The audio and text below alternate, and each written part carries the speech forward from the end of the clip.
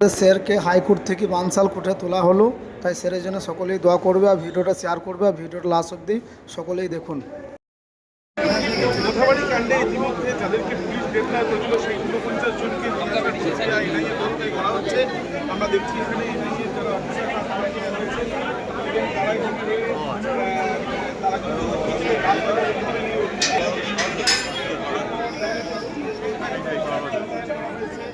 আলাদা করা হয়েছে ব্যারিকেড এবং তার সাথে সাথে আমরা দেখছি যে মোথাবাড়ি কাণ্ডে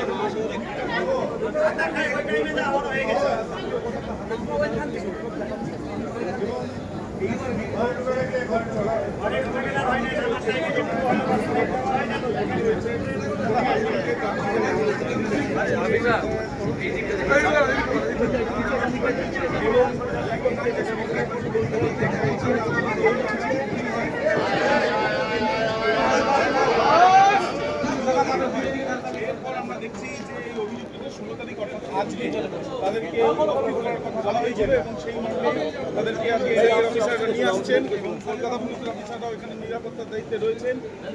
দাদা নড়বে না এরকম দাঁড়িয়ে থাকো একটু সামনে এলাকা বলবেন না।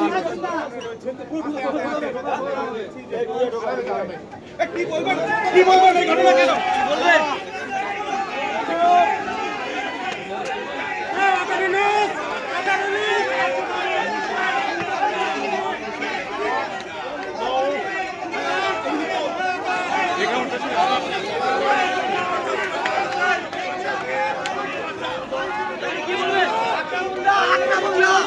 কি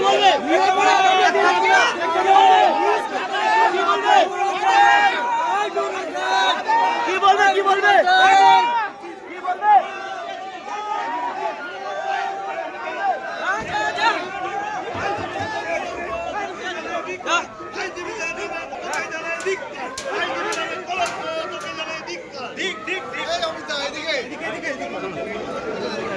একজন চোরকে ধরা হয়েছে।